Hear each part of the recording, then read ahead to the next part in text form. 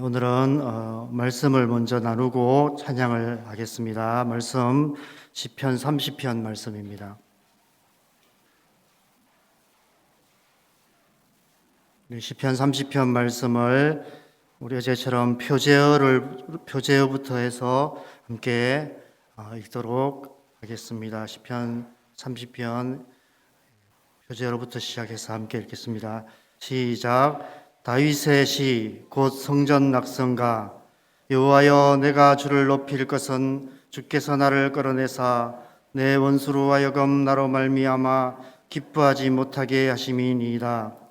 여호와 내 하나님이여, 내가 주께 부르짖음에 나를 고치셨나이다. 여호와여, 주께서 내 영혼을 서울에서 끌어내어 나를 살리사 무덤으로 내려가지 아니하게 하셨나이다. 주의 성도들아, 여호와를 찬송하며 그의 거룩함을 기억하며 감사하라.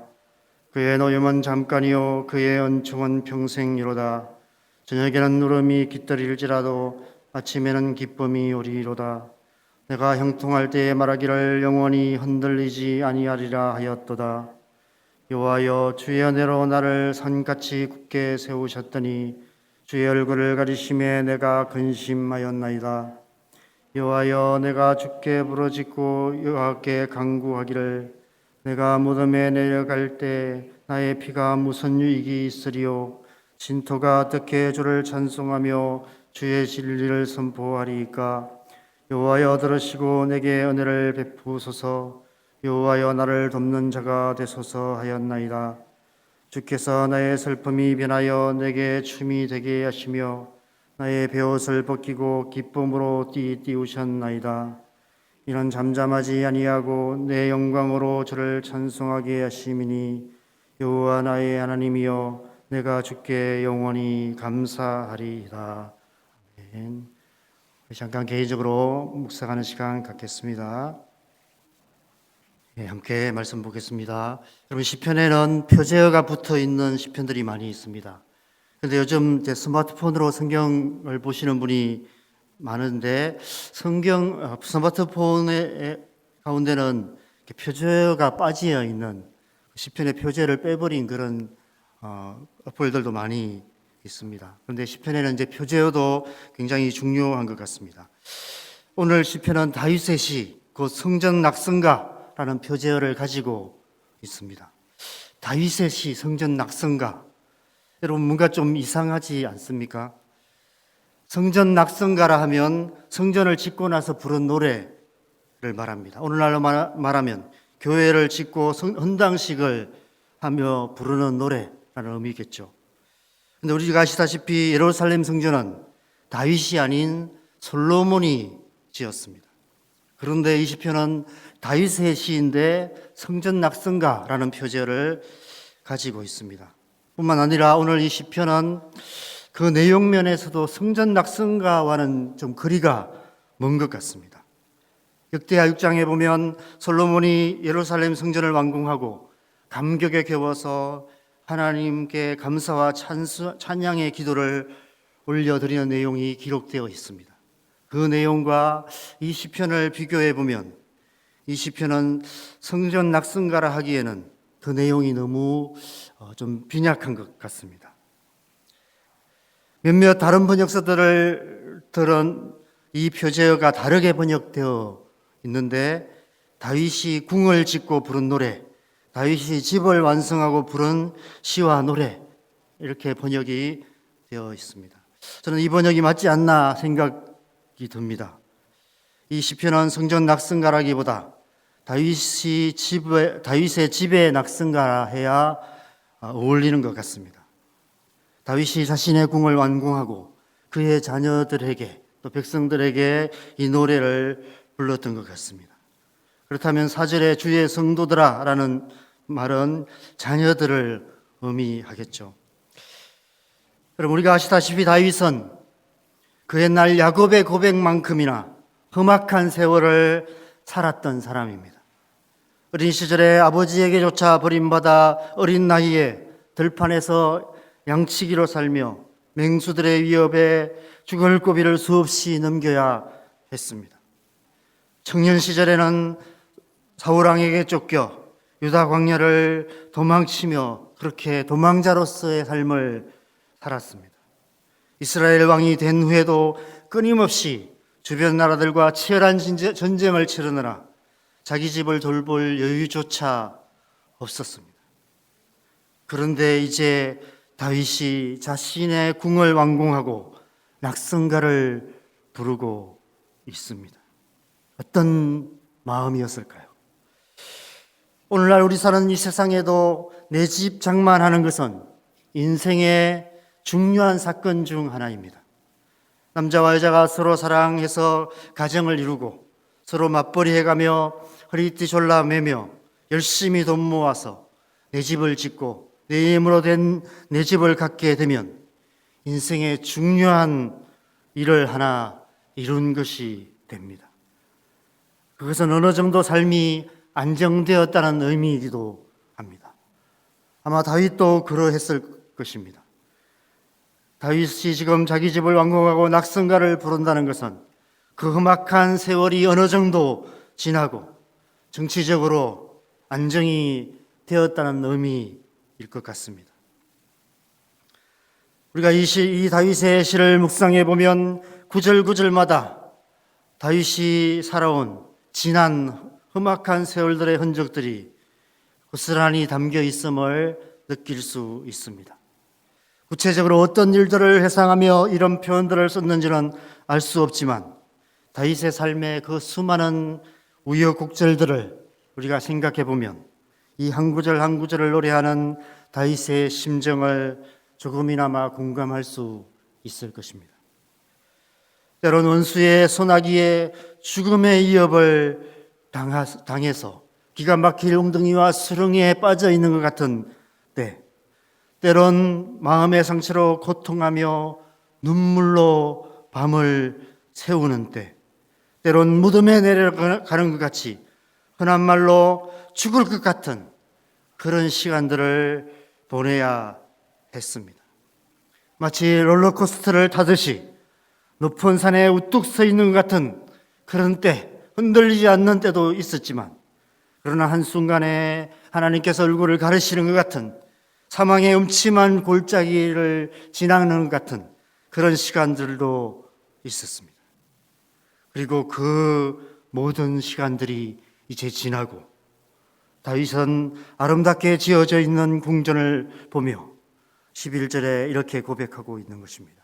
주께서 나의 슬픔을 변하여 내게 춤이 되게 하시고 나의 베옷을 벗기고 기쁨으로 띄우셨나이다. 한마디로 지난 모든 삶이 하나님의 은혜였다는 것입니다. 모든 것을 합력하여 선을 이루시는 하나님의 은혜가 여기까지 이르게 하셨다는 것입니다. 그래서 그런 감격에 겨워 마지막 12절에 이렇게 하나님께 찬양과 감사의 기도를 올려드리고 있습니다. 이는 잠잠하지 아니하고 내 영광으로 주를 찬송하게 하심이니 여호와 나의 하나님이여 내가 주께 영원히 감사하리이다. 저는 이 다윗의 낙성가를 묵상하면서 집이라는 것이 오늘날 우리에게 어떤 의미가 있는가를 생각해 보았습니다. 왜 이 세상 사람들에게 내 집 장만이 인생의 중요한 목표가 될까요? 왜 더 넓은 집, 더 좋은 집이 필요할까요? 저는 가끔씩 TV에서 몇몇 잘 나가는 연예인들이 방이 몇 개씩이나 되는 어리어리한 집에 혼자 살고 있는 그런 모습들을 보면 좀 마음 은근히 화가 납니다. 혼자 사는데 굳이 저렇게 넓고 좋은 집이 뭐가 필요 있을까? 이런 생각이 듭니다. 우리에게 넓은 집, 안락한 집이 필요한 이유는 사실 우리 자신 때문이 아닙니다. 나 혼자 산다면 굳이 그렇게 넓은 집, 좋은 집이 뭐가 필요하겠습니까? 가족들이 있기 때문에, 자녀들이 있기 때문에 더 넓은 집, 더 좋은 집이 필요한 것 같습니다. 그 속에서 사랑하는 가족들이, 무엇보다도 자녀들이 행복하게 살아가기를 소망하기 때문에 집이 중요한 것입니다.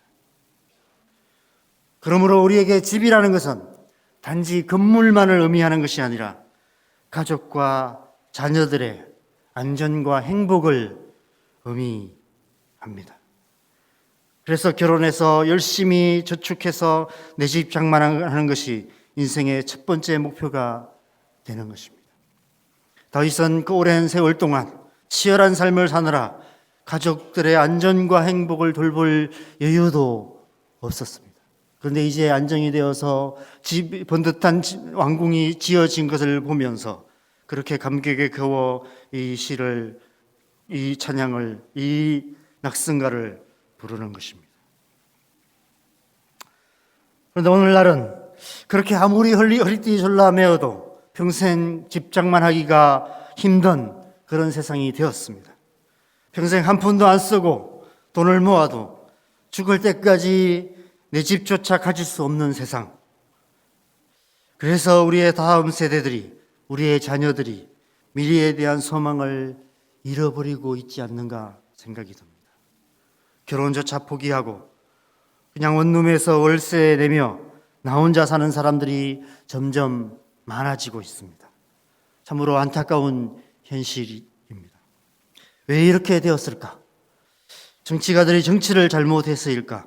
물론 그 이유도 있겠지만 가장 근원적인 이유는 앞세대인 우리의 욕심 때문이 아닐까 생각합니다. 지난주 뉴스를 보니까 우리나라에서 집을 가장 많이 소유한 사람이 한 사람이 1806채를 소유하고 있다고 합니다. 우리나라 다주택자 상위 20명을 평균하니까 1인당 400채씩을 소유하고 있다고 합니다. 아마 주택을 많이 소유하고 임대업을 하는 그런 임대업자인 것 같습니다. 여러분, 지난 몇십 년 동안 집은 우리나라에서 재산 정식의 가장 좋은 수단이었습니다. 물론 우리나라만 아니라 전 세계가 그러한 모습이죠. 그래서 너나없이 부동산 투기에 뛰어들었습니다. 앞세대인 우리가 앞다투어 부동산 투기에 뛰어들어 집을 생활의 보금자리, 행복의 보금자리가 아니라 재산 정식의 수단으로 만들어 버렸습니다. 아파트 분양받아서 하루아침에 몇 억을 벌었다는 것이 자랑거리가 되고 말았습니다. 지금도 돈이 될 만한 아파트에는 밤새 줄을 서는 일들이 일어나고 있습니다. 그 결과 한 채에 수십억을 넘어 100억 가까이 하는 아파트들이 생겨나고 있습니다. 결국 앞세대인 우리가 우리의 다음 세대들의 발목을 잡고 있는 것 같습니다. 평생 아무리 열심히 일해도 내 집조차 마련할 수 없는 거대한 세상의 장벽 앞에서 우리의 다음 세대가 내일로 가는 소망의 길을 잃어버린 채 결혼도 포기하고 가정도 포기하고 자녀도 포기하고 나 혼자 산다라는 프로나 보며 위안을 얻고 살아가고 있는 것입니다. 사랑하는 여러분, 그래서 우리는 지금 그 무엇보다도 그 어떤 기도보다도 우리의 다음 세대들, 우리의 자녀들을 위한 기도가 필요한 때인 것 같습니다.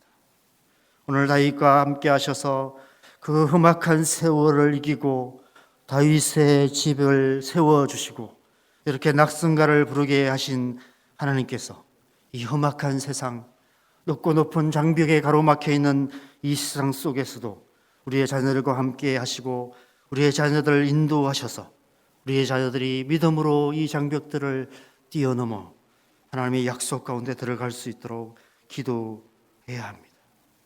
우리의 자녀들, 우리의 다음 세대들이 오직 그 하나님만 믿고 우리의 집을 세우시는 분이 오직 하나님 한 분인 것을 믿고 오직 하나님만이 우리의 구원자 되시며 소망이 되심을 믿고 오직 하나님만 의지하는 하나님의 자녀로 살아갈 수 있도록 기도해야 합니다.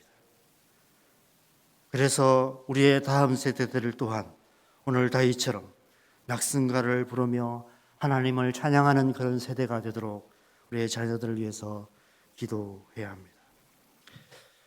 그래서 어제 새벽에는 교회를 위해서 기도했고, 오늘 새벽에는 우리의 자녀들, 우리의 다음 세대들을 위해서 기도했으면 합니다.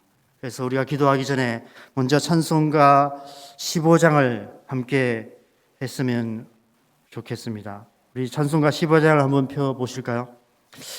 이 찬송가 15장의 가사가 우리 자신을 위한 기도이기도 하지만 특별히 우리가 자녀들을 위한 기도 제목들이 이 속에 가득한 것 같습니다. 자녀들을 기도할 때 이 찬송가를 펴놓고 기도하면 참 좋겠다 이런 생각이 듭니다. 하나님의 크신 사랑 하늘에서 내리사 우리 자녀들의 마음에 항상 계셔 온전하게 하소서. 우리 주는 자비하사 사랑 무한하시니 두려워서 떠는 우리의 자녀들을 구원하여 주소서. 극정건심 많은 우리의 자녀들 성령 감화하시고 복과 은혜 사랑받아 평안하게 하소서. 처음과 끝이 되신 주님 항상 인도하셔서 마귀 유혹 받고 있는 우리의 자녀들 속히 끊게 하소서.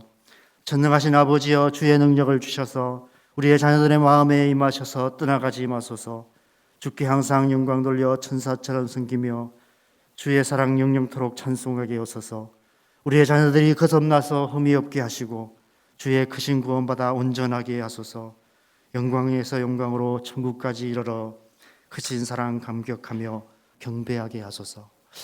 우리의 자녀들을 생각하면서 우리의 다음 세대들을 생각하면서 그렇게 기도하는 마음으로 이 찬양을 우리가 함께 했으면 좋겠습니다. 그래서 이 아침에 우리가 이 찬양의 가사를 묵상하면서 이 찬양의 가사를 가지고 기도하십시다. 하나님, 우리의 자녀들 이러한 자녀 되어서 영영토록 주님의 사랑 경배하는 그런 자녀들 되게 하여 주시옵소서라고 우리의 자녀들, 우리의 다음 세대들을 주님 앞에 올려드리며 함께 기도하겠습니다. 기도하십시다. 하나님 아버지, 이 아침에도 우리가